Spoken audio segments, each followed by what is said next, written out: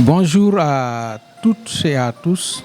Bienvenue dans votre émission Regard croisé. Aujourd'hui, nous ouvrons le débat sur les grandes questions économiques qui interpellent le Sénégal. La dette publique, les stratégies de développement, les investissements et les choix économiques qui vont façonner l'avenir du pays. Pour en discuter, nous recevons Dr Mor Gassama, économiste, enseignant, chercheur à l'UNCEPS de l'Université Cheikh Anta Diop de Dakar. Avec lui, nous allons analyser les enjeux de la dette cachée et la dette odieuse, les opportunités du projet Yakar Teranga, l'impact de 2000 boutiques de référence et les accords économiques issus du déplacement du chef de l'État à Berlin. Bienvenue dans Regard croisé pour mieux comprendre ces enjeux et apporter un éclairage d'experts sur les choix économiques qui s'offrent au Sénégal. Je me tourne maintenant vers notre invité, Dr Mor Gassama. Docteur, merci d'avoir accepté notre invitation. Dans Regard croisé, nous allons ensemble décrypter ces questions qui suscitent beaucoup de débats au sein de l'opinion publique. Bonjour, docteur. Oui, bonjour Abdou, mon cher Abdou. C'est un grand plaisir, en tout cas pour moi, de vous recevoir et surtout d'échanger avec vous sur des questions brûlantes de l'actualité. Voilà, sachez que à l'INSEPS, on reste toujours ouvert sur les questions économiques, sur les questions sportives, mais aussi sur les questions sociologiques parce qu'il y a une diversité qui est là. Des enseignants avec des profils différents qui sont disposés à échanger pour le bonheur de vos téléspectateurs. Docteur, pour commencer, comment appréciez-vous aujourd'hui la situation économique du Sénégal dans un contexte marqué par de nombreux défis financiers et sociaux? C'est une situation difficile, il faut le reconnaître, parce que vraiment, si dans un budget de 7 433 milliards, il y a presque les 1200 milliards destinés au service de la dette, parce que précisément c'est 1190 milliards. En plus de cela, vous prévoyez de lever beaucoup de fonds, en tout cas sur le marché, parce qu'il y a près de 6 000 milliards d'engagements, donc de dettes, d'obligations qui arrivent à maturité.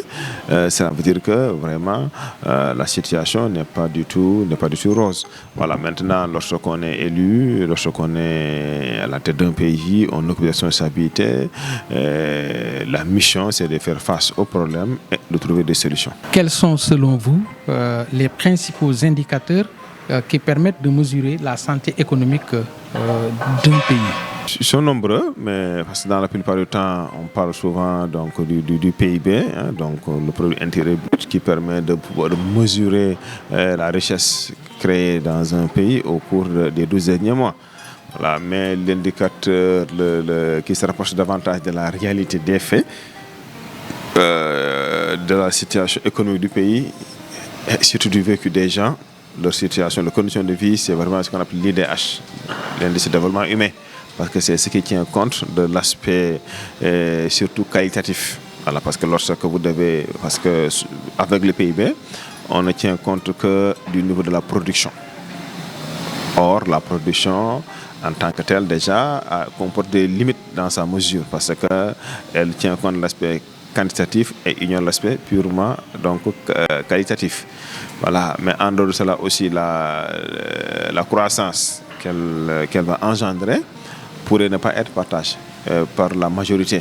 C'est pourquoi d'ailleurs parfois on théorise la notion de croissance extravertie, une croissance qui est orientée vers l'extérieur, etc., et qui ne profite pas du tout à la population, qui n'a qui a un impact faible sur la lutte contre la pauvreté ou encore l'amélioration des conditions de vie des populations. Or, lorsqu'on parle de l'IDH, l'indice de développement humain, c'est un indicateur synthétique qui tient compte des deux aspects en même temps. Parce que là, on va parler de la scolarisation, on va parler donc du taux de natalité, mortalité, l'accès à l'éducation. Donc ça veut dire que ça tient mieux compte donc, de la réalité des faits. Et je pense que c'est un indicateur quand même important. Et plus l'IDH se dirige se rapproche de 1, plus le niveau de vie des gens s'améliore. Si c'est inférieur à 0,5, ça veut dire que 0,5, ça veut dire que vraiment le niveau donc est faible. Et dans les pays développés, souvent, on est donc voilà à 0,7, 0,8. Le nouveau pouvoir affiche une volonté de transformation économique. Est-ce que le Sénégal dispose aujourd'hui de moyens nécessaires pour atteindre cette ambition? Oui, lorsqu'on gouverne, on a l'obligation d'avoir des ambitions pour son pays, pour la population. Après, maintenant, les moyens, il faut aller les chercher. D'autant plus que la dette d'un pays, souvent, c'est quelque chose qui n'est pas très handicapant, qui ne cause pas un grand handicap. Dans la plupart du temps, s'il s'agit surtout d'un bon endettement, ça ne posera pas de problème. Prenez ce que vous voulez, tant que vous l'orientez vers des investissements porteurs, c'est intéressant parce que ça aura un impact positif sur le bien-être de la population. Donc moi, je pense que le plus important, c'est surtout d'avoir des projets structurants qui vont changer radicalement le visage du pays, qui vont améliorer significativement aussi le bien-être de la population. Et je pense qu'un État, un gouvernement a l'obligation d'avoir des ambitions pour son peuple. Et quels sont les obstacles majeurs qui peuvent ralentir cette transformation? Oui, de manière générale, dans nos pays en développement, déjà, certes, les moyens restent limités. Une bonne partie des recettes de l'État est orientée, donc une bonne partie est orientée vers ce qu'on appelle le remboursement de la dette, surtout le service de la dette. Parce que la dette en tant que telle ne pose pas trop de problèmes, mais c'est le service de la dette qui pose problème. Voilà, parce qu'avec une dette, vous pouvez toujours emprunter pour à votre tour remboursé. Ce que les Wolf appellent sur le bouquet. Mais le service de la dette, là, c'est à partir de vos propres que vous allez les payer. Donc, c'est ce qui fait que c'est c'est plus compliqué à ce niveau-là. Voilà, donc ça veut dire que vraiment l'État a toujours donc, cette possibilité-là donc de trouver les moyens sur le marché, que ce soit le marché local, le marché régional ou même à l'international. Après, comme il existe des services dédiés, ces gens-là qui sont bien formés à la bonne école peuvent toujours faire des arbitrages et guider l'État vers les prêts qui lui permettent de pouvoir lever des fonds à moindre coût. Monsieur Gassama, depuis plusieurs mois, la question de la dette occupe une place centrale dans le débat public. Pourquoi cette question est-elle devenue aussi sensible? Oui, c'est tout à fait normal, même si parfois on a l'impression que certains en abusent. Parce qu'il faut dire l'essentiel et aller droit au but et s'occuper maintenant des solutions. Mais si on doit passer toute l'année à débattre sur un problème et de jamais proposer une solution, ce n'est pas ce qui va nous faire avancer. Malheureusement, au Sénégal, on aime souvent s'attarder sur des débats stériles.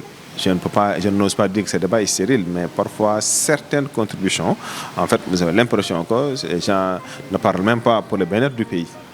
Voilà, ils interviennent parce qu'ils ont envie de faire mal, etc. Ils font des critiques qui ne se justifient pas. Parfois même, c'est juste critiquer celui qui a parlé de la dette sans pour autant adresser la moindre critique à celui qui est l'auteur de la dette. Ça pose problème. Ça pose problème. Voilà. Le problème de l'endettement, c'est d'abord ce qu'on appelle les faux chiffres. Parce que le président Sall, en quittant le pouvoir, nous laissait penser qu'on avait un niveau d'endettement qui tournait autour de 74% du PIB, soit environ 15 000 milliards. Or, avec le nouveau régime, lorsqu'on a lancé les audits, on s'est rendu compte que, dans un premier temps, le premier rapport d'audit montrait un niveau d'endettement de 99%. Finalement, lorsqu'on a approfondi encore, on se retrouve avec un niveau d'endettement de pratiquement 132%, soit plus de 23 000 milliards. Donc, ça veut dire que ça fausse déjà tous les calculs et toutes les possibilités que le nouveau régime disposait avait comme levier pour pouvoir vraiment avancer sur ces différents projets, etc. Donc c'est tout à fait normal que ça soulève un débat. Maintenant, ça devrait être plutôt un débat constructif. Pourquoi s'endetter autant? Voilà, où est-ce qu'on oriente cet argent-là? Est-ce que vraiment on doit lancer sur ce qui a été réalisé à partir de cet argent-là? Mais non, le débat c'est quoi? Voilà, c'est le monsieur Sonko qui l'a dit, il ne devait pas le dire, ça nous pose des problèmes, etc. Alors qu'on a expliqué aux Sénégalais tout le processus. Lorsque les gens ont reçu le résultat, ils sont venus voir le chef de l'État en disant qu'il y a un décalage, un net décalage entre ce qu'on nous a dit et ce qu'on a trouvé. Le président a dit que moi j'ai opté de gouverner dans la transparence, la vérité. Il faut dire la vérité. Et là, mais on veut toujours voilà, désigner un seul homme. C'est ce qui est un peu étonnant. Voilà. Et moi, ce qui m'impressionne le plus, c'est le fait même de critiquer celui qui a trouvé une dette qui n'était pas révélée au début, sans pour autant adresser la moindre critique à celui qui est l'auteur de la dette. Ça paraît quand même un peu disproportionné, hein, pour ne pas dire très déséquilibré. Alors, sans transition, vous avez parlé de dette. On va en discuter tout de suite. Dette cachée, dette odieuse, comprendre les concepts. Alors, on parle beaucoup de dette cachée. Que signifie exactement ce concept sur le plan économique? Les gens utilisent beaucoup de concepts. Hein. On parle de dette cachée, dette odieuse, dette dissimulée, misreporting. Bon, tout un ensemble de vocabulaire pour toujours essayer de vouloir dire la même chose. Parce qu'en réalité, on l'a appelé dette cachée tout simplement parce que on n'a pas retrouvé les traces au niveau de la comptabilité de l'État. Parce que à chaque fois que l'État doit s'engager, il doit avoir l'autorisation de l'Assemblée nationale. Ça doit figurer dans la loi de finances initiale ou dans la loi de finances rectificative. Mais on ne le retrouve pas. Ça n'a pas été autorisé par les députés ni discuté devant les députés. Donc on suppose que ce n'est pas connu. C'est ce qu'on appelle simplement dette cachée. Mais cela ne signifie pas que c'est de l'argent qui n'a pas été retrouvé. Ça ne signifie pas que c'est de l'argent qui a été pris et mis dans les poches ou faire quoi que ce soit. Loin de là. Parfois, les gens même cherchent à traduire directement ce concept-là dans notre langue nationale. Alors que les langues ne correspondent pas. Donc, c'est ça. Donc, on aurait dû, effectivement, informer nos compatriotes qu'il s'agit d'une dette qui n'a pas respecté la voie classique. C'est plus simple. Voilà. Mais celui qui vous a prêté de l'argent, c'est qu'il vous a donné de l'argent. Vous qui avez encaissé l'argent, vous savez que vous avez encaissé l'argent et que vous devez rembourser. Donc, pour moi, ce problème ne se pose pas. C'est juste la manière dont certains ont voulu l'interpréter et mettre les gens même dans la confusion. Alors qu'il n'y a pas de matière vraiment à débattre là-dessus. Alors, M. Gassama, une dette peut-elle réellement être dissimulée durablement dans un État moderne? En principe, cela ne devrait pas pouvoir se faire. J'ai dit en principe. Malheureusement, les principes n'ont pas été respectés. Voilà. Sinon, comment se fait-il qu'on vous dit que, par exemple, pour certains types d'engagements ou de dettes, le Trésor a été informé lorsque l'échéance est arrivée? Ça veut dire que l'argent n'a pas été encaissé par le Trésor. Alors que dans le fonctionnement des finances publiques, souvent c'est l'unité de caisse. Tout argent appartenant à l'État doit être encaissé par le Trésor public et c'est le Trésor public qui s'engage à payer tous les engagements de l'État. Ce qui n'a pas été donc le cas. Déjà, premier problème. Et même avec l'arrivée du nouveau régime, les gens s'étaient rendus compte qu'il y avait énormément de comptes ouverts dans les différentes banques de la place. Je pense que, si ma mémoire est bonne, ça tourne autour de 64 comptes qui ont été tous fermés, etc. Donc cela montre encore une fois qu'il y avait des dérives. Mais si les gens respectent les textes, ce vocabulaire-là ne devrait pas exister.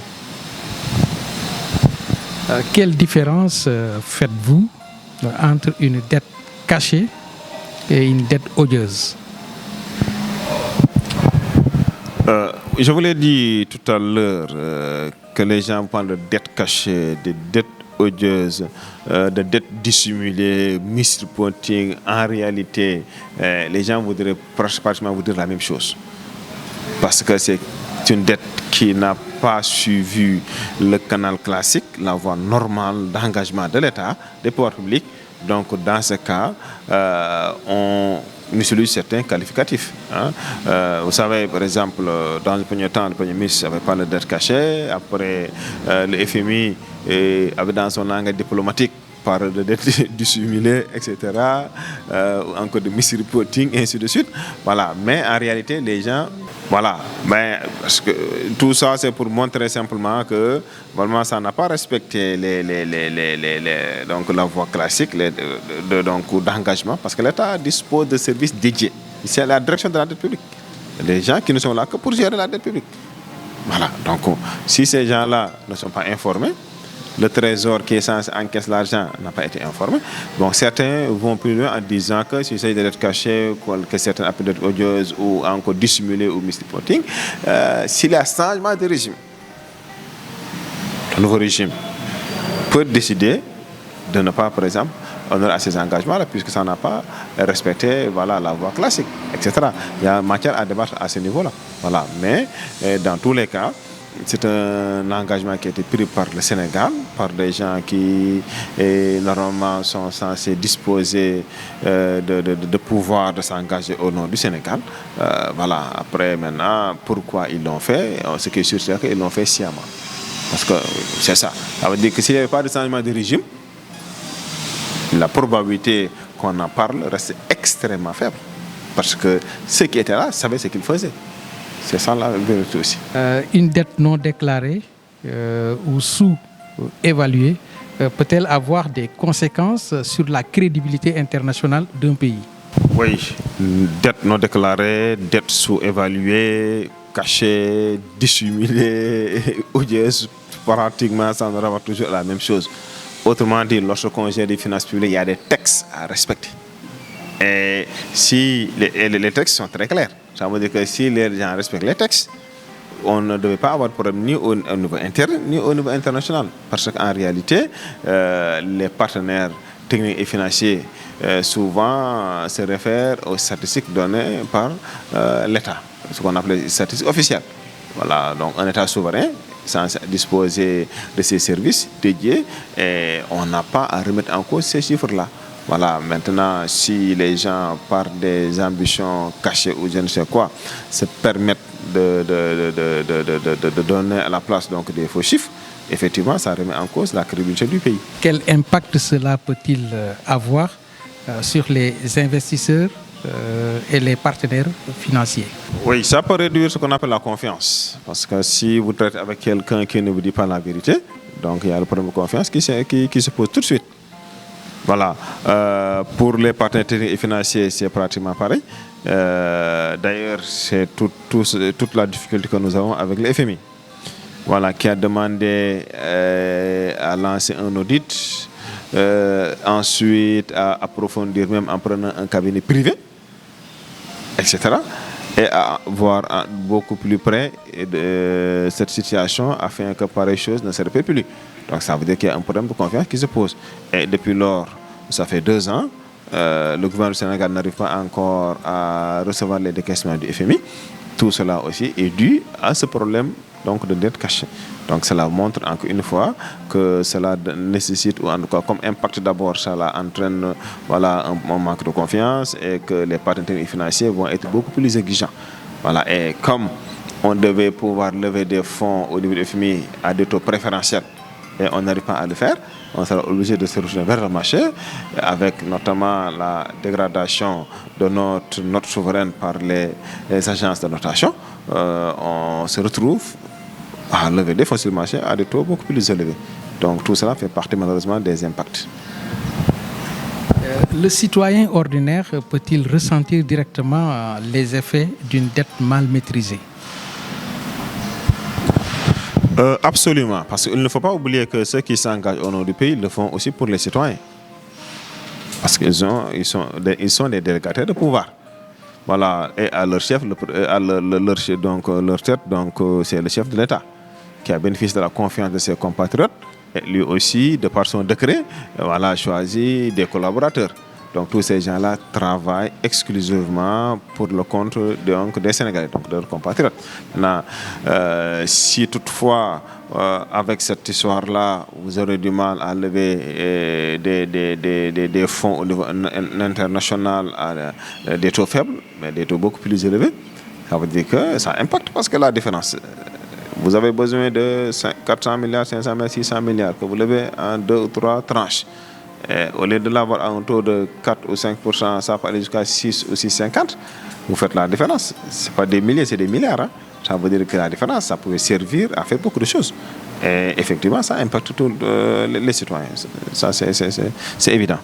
Monsieur Gassama, certains estiment que la dette est un outil nécessaire au développement. D'autres pensent qu'elle représente une dépendance. Où se situe l'équilibre? Je pense que la dette quand même constitue un bon instrument pour celui qui a des projets fiables, viables, qui les orientent surtout vers l'investissement. Voilà. D'ailleurs, dans la théorie, on ne cesse de parler de bon endettement et de mauvais endettement. Parce que tant que vous empruntez de l'argent pour financer des projets d'investissement, des projets structurants, pour orienter l'argent dans l'agriculture, dans l'élevage, donc dans la pêche, dans l'éducation, la formation professionnelle, la construction d'infrastructures, notamment infrastructures routières, ferroviaires, aéroportières, etc. Ça aura un impact positif sur donc, la croissance économique. Donc ce type d'endettement est souhaitable. Et plus vous avez la possibilité de lever des fonds pour le faire, il ne faudrait jamais hésiter. Voilà. D'ailleurs, vous devez le constater, les pays les plus développés sont les plus endettés, ce qui montre qu'effectivement, l'endettement en tant que tel n'est pas mauvais. Et si ça pose problème, c'est que l'argent a été mal utilisé. À partir de quel niveau une dette devient-elle préoccupante? Oui, une dette devient préoccupante dès lors qu'on n'arrive pas à respecter à ses engagements. Donc dans ce cas, il y a un terme technique utilisé, ce qu'on appelle un défaut de paiement.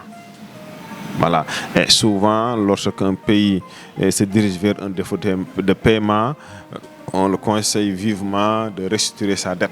Voilà, la restructuration, donc de restructurer sa dette, voilà, pour lui permettre donc d'avoir beaucoup plus de marge de manœuvre budgétaire, pour orienter une bonne partie du montant décidé au sujet de la dette, on l'oriente vers ce qu'on appelle le financement de projets d'investissement, projets de développement.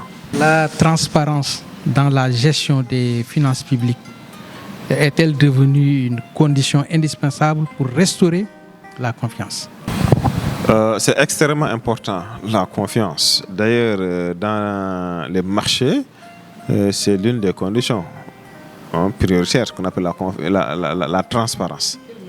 Voilà, c'est l'information. L'information véhiculée doit être exacte, donc elle doit être mise à la disposition des différentes parties prenantes, tous ceux qui en ont droit.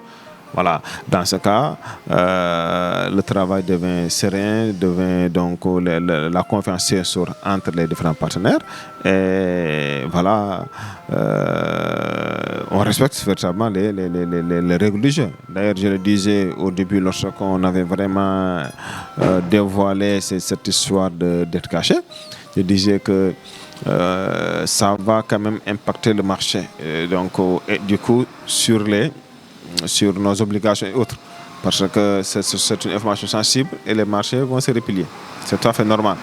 Mais comme l'un des critères fondamentaux des marchés, c'est la transparence, avec le temps, ça va payer. Voilà, parce que, quoi qu'on puisse dire, toute personne qui cherche des collaborateurs aimerait bien avoir des gens qui sont transparents ou qui aiment la transparence et qui posent des actes allant dans le sens donc, de la transparence. Et c'est ces actes-là qui ont été posés quand même par le nouveau régime. Monsieur Gassama, le Sénégal doit-il privilégier une politique de réduction de la dette ou plutôt une politique d'investissement financée par l'emprunt?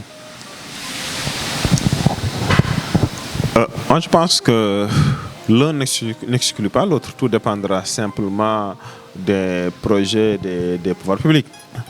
Voilà, parce que tant que vous avez des projets à financer, vous ne devez pas hésiter à lever des fonds pour le faire, si les moyens ne le permettent pas. Voilà, encore qu'il s'agit de projets structurants, des projets qui auront un impact sur le bien-être de la population, un impact donc sur la croissance économique, donc la production. Voilà, par exemple, si on vous dit que malgré le niveau d'endettement, on a besoin de relancer la culture, d'atteindre l'autosuffisance alimentaire, et on vous dit qu'on a besoin de 200 milliards ou de 300 milliards à injecter dans l'agriculture, mais vous levez ces fonds sur le marché et vous arrivez quand même à booster significativement la production de riz, la production de blé, etc., de maïs et autres. Mais c'est important. Voilà. Vous savez que par exemple, rien que les importations de riz nous coûtent environ 305 milliards. Hein? Vous prenez les importations de blé, c'est presque 189 milliards, environ 864 000 tonnes. Voilà, les deux réunis, ça frôle un peu les 500 milliards de francs CFA. Vous imaginez si on arrive vraiment à booster le niveau de la production jusqu'à ce que nos producteurs locaux puissent capter ne serait-ce que la moitié de cette manne financière. Au bout de 2 ans, 3 ans, 4 ans, vous allez voir qu'il se fera bon de vivre quand même ici. Donc ça veut dire que tant que cet argent-là levé sur le marché orienté vers ces genres de projets, il ne faudrait jamais hésiter. Voilà, donc c'est pourquoi tout au début on a parlé le problème de bon endettement et de mauvais endettement. Et l'État, en ce qui le concerne, comme il doit poser toujours des actes allant dans le sens d'améliorer le bien-être de la population, doit toujours cibler ses projets et les financer maintenant pour assurer aussi un suivi pour qu'il y ait vraiment un impact positif sur le bien-être de la population. Ça va assurer le développement économique et social. Je rappelle à nos chers téléspectateurs que nous recevons le docteur Mor Gassama, économiste. Alors, M. Gassama, on va attaquer le deuxième point de notre entretien. Parlons maintenant du projet Yakar Teranga. Quelle opportunité. Alors, quelle lecture économique faites-vous de cette initiative? Oui, je pense que tout ce qui permet au pays de disposer d'entreprises, de disposer de gisements, de disposer, de créer des chaînes de valeur, quel que soit son niveau, et c'est le secteur en question, c'est toujours intéressant parce qu'il s'agissait de manière générale donc d'un secteur quelconque ou en tout cas d'un projet qui était géré par des étrangers parce que lorsque les gens viennent pour investir, ils ne font pas de la charité, mais ils viennent pour gagner de l'argent. Donc ça veut dire que voilà, donc si on a la possibilité de faire ce qu'on appelle une préférence nationale au détriment des autres, tant mieux. Dans ce cas, ce sont des dizaines, voire des centaines de milliards qui plus tard vont tomber dans les caisses de l'État, mais aussi entre les mains de nos compatriotes, et ce qui est quand même une bonne chose. Voilà. Après maintenant, il ne faut pas aller trop vite en besogne. Parce que lorsqu'on s'engage dans un projet quelconque, il y a toujours des questions qu'il faudrait se poser. Voilà. Est-ce que nous disposons suffisamment de technologie? Est-ce que nous avons suffisamment les possibilités de lever des fonds pour exploiter, etc., etc. Voilà. Mais si les autorités s'engagent avec l'expertise locale et surtout font du benchmarking par rapport à ce que certains ont déjà vécu ailleurs, parce qu'il y a beaucoup de gens d'expérience qui gravitent autour, en principe, il n'y a pas de raison qu'on n'enregistre pas un succès dans le cadre de ce projet-là. Et c'est encourageant. Et on doit aller plus loin encore dans les autres secteurs pour essayer de créer ce qu'on appelle des champions nationaux, parce qu'on en a besoin.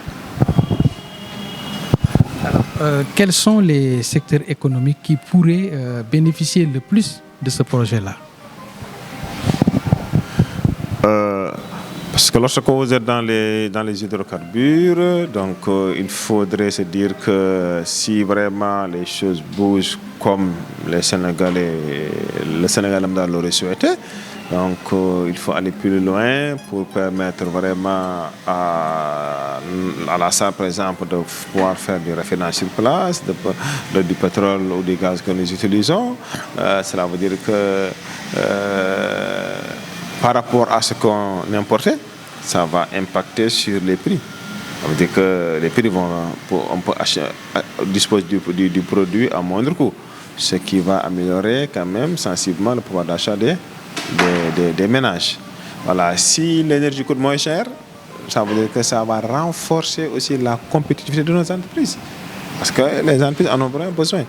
Parfois, lorsqu'une entreprise veut s'installer quelque part, ça fait partie aussi des critères, ce qu'on appelle les facteurs de production. Voilà. Est-ce que la main-d'œuvre est bon marché? Est-ce que l'énergie est à bon marché?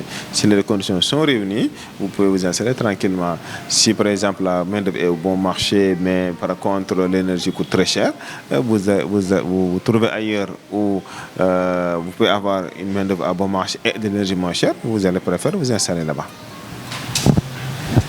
L'agriculture, l'industrie, les infrastructures ou les services, où voyez-vous le plus grand potentiel?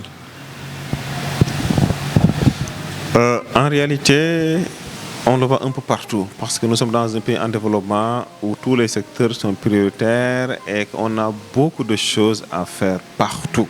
Partout. Parce que tout à l'heure, on vous parlait de l'agriculture.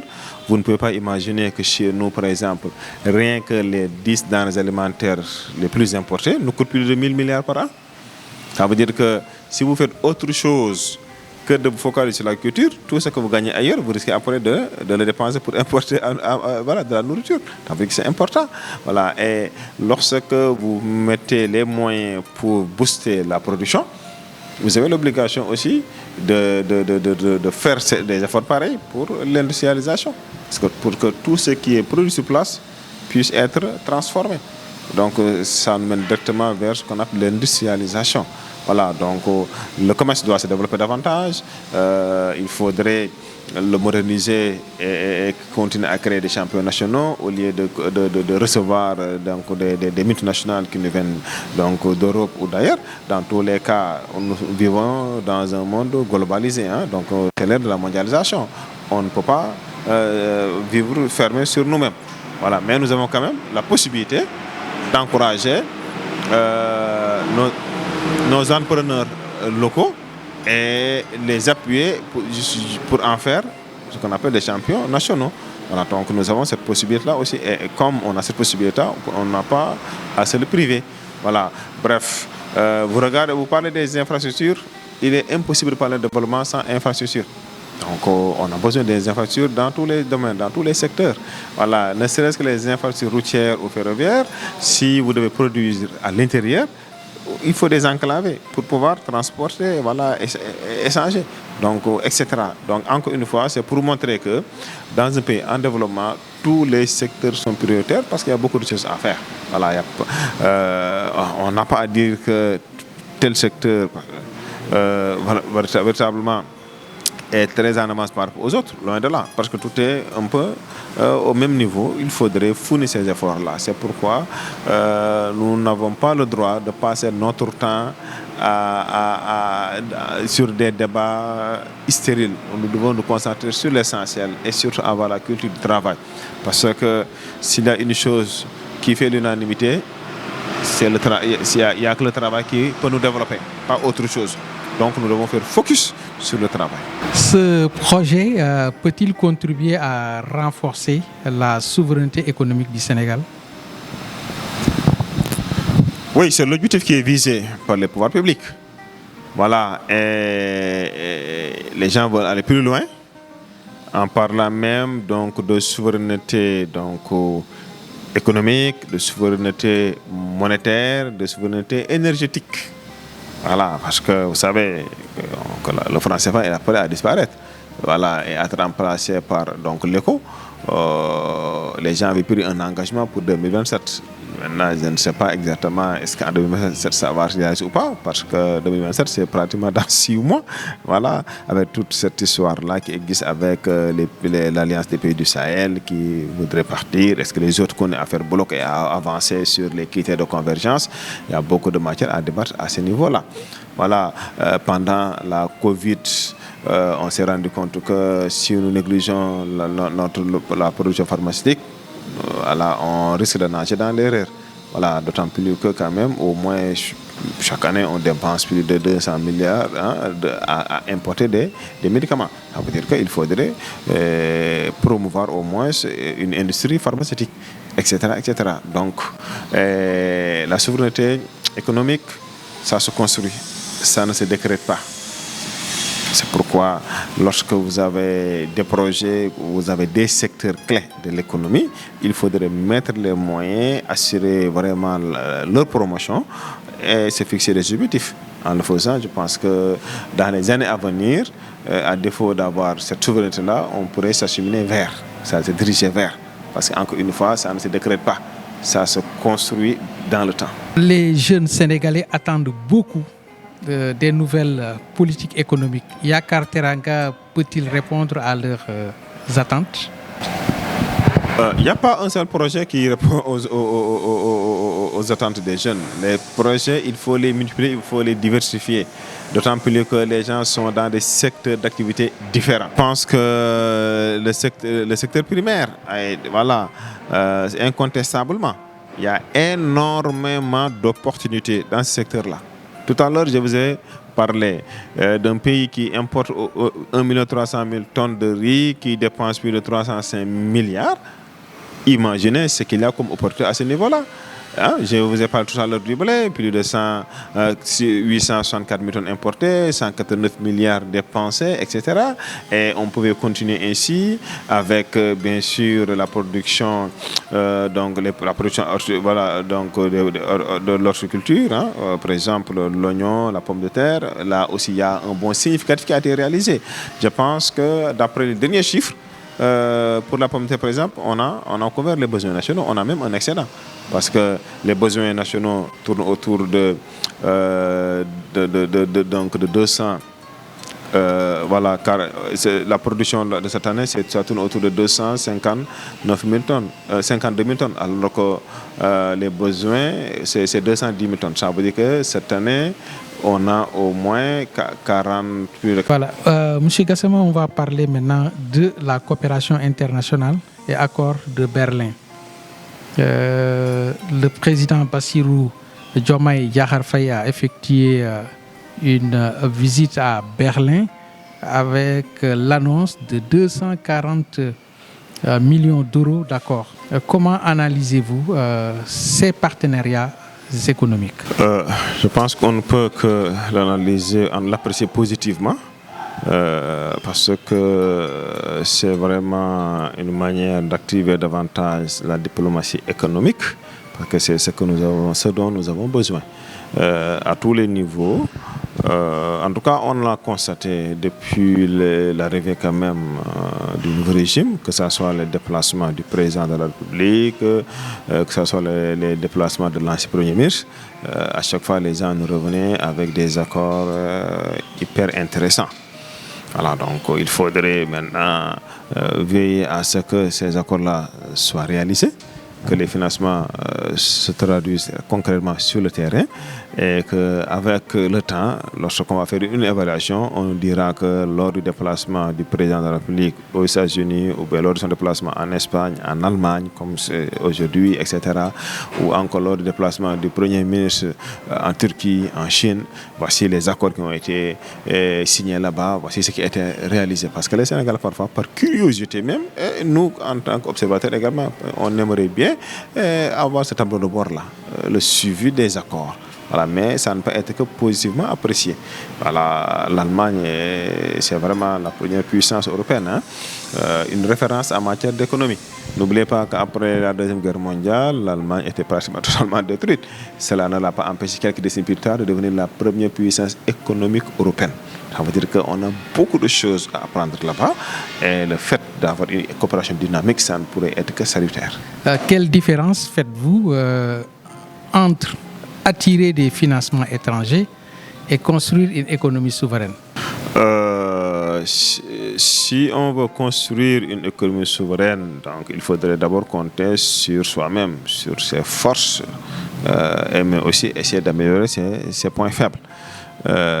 Pour attirer les investissements étrangers, qu'on appelle souvent les IDE, investissements directs étrangers, il faudrait améliorer d'abord le climat des affaires. C'est important.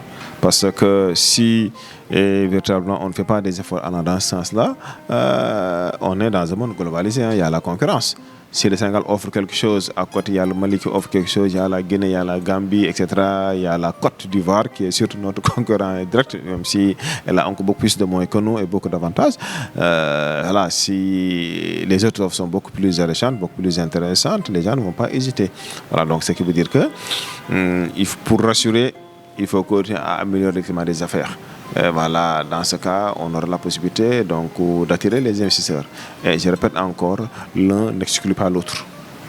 Donc on peut bel et bien continuer à travailler dans un cadre souverain, tout en cherchant à attirer les investisseurs.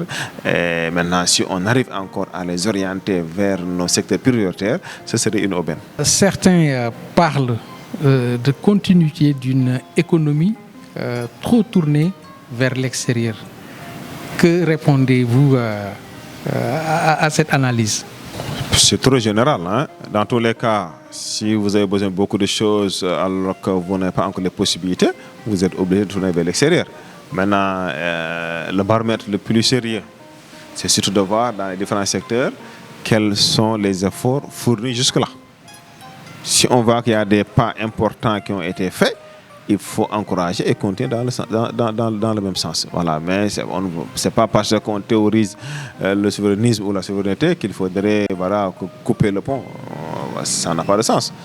Voilà, il faudrait essayer d'avancer intelligemment, en bonne intelligence avec les gens. Je pense que c'est le plus important.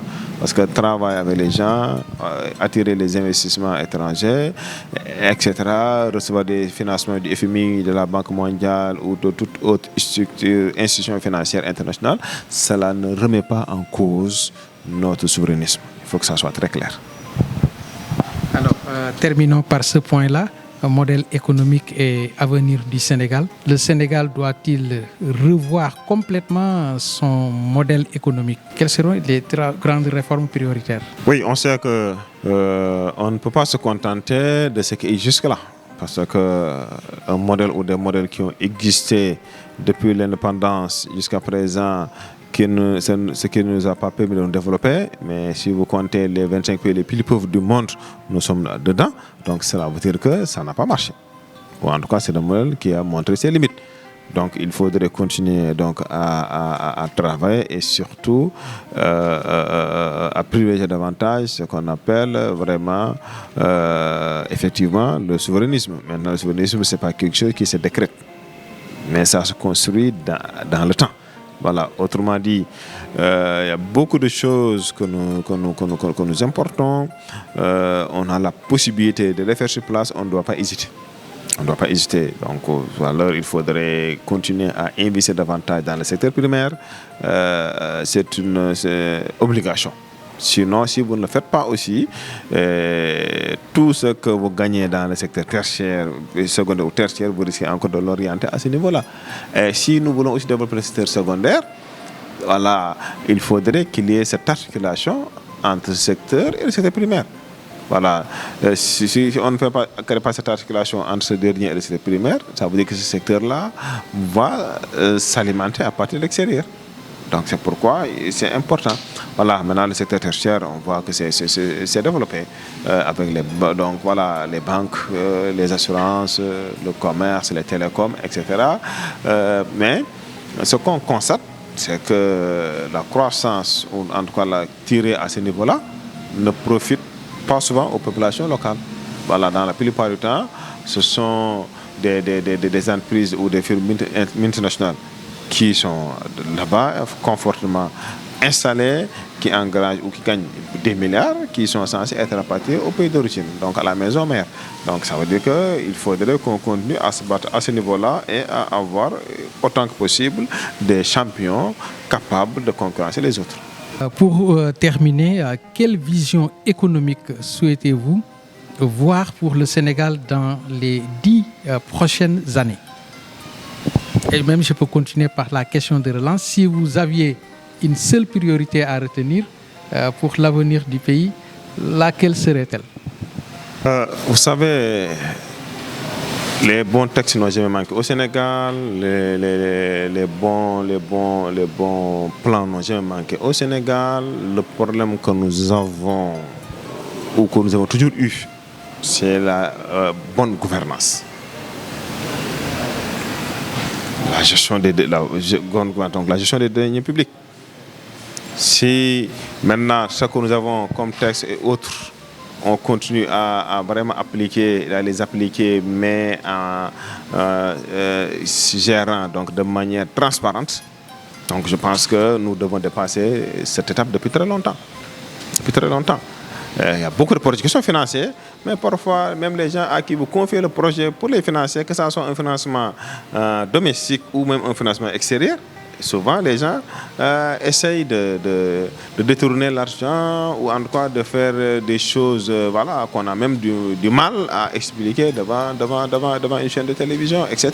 Donc ça veut dire qu'il faudrait qu'on fasse notre introspection. Pourquoi au Sénégal, on a autant de cadres, autant d'intellectuels de haut niveau, des gens parfois qui ont fait leurs preuves à l'international, mais une fois de retour au pays, on a du mal à avancer dans nos différents projets.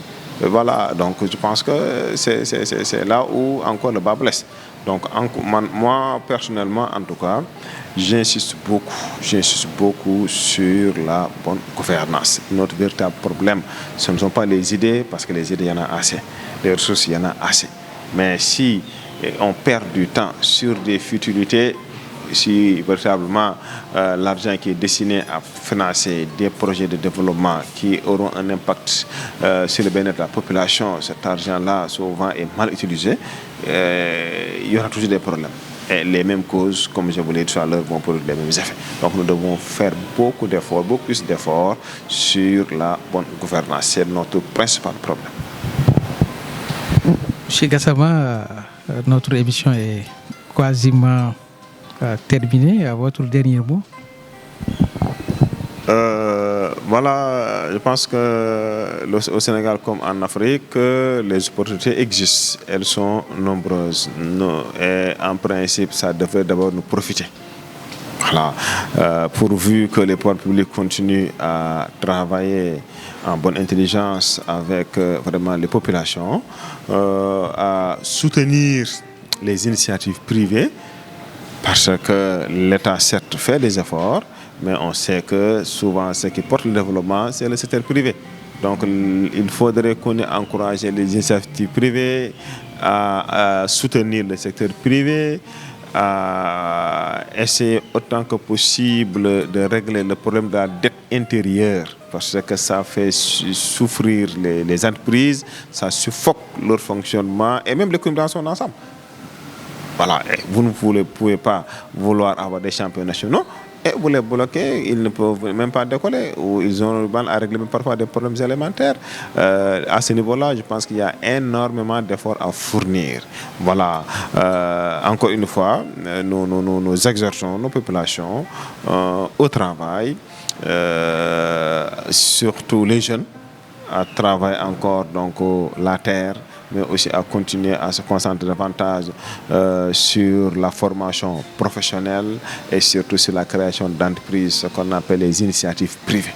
Merci, Dr Mor Gassama, pour cet échange riche, pour votre éclairage d'économiste et pour votre analyse sur les grands enjeux qui touchent aujourd'hui le Sénégal.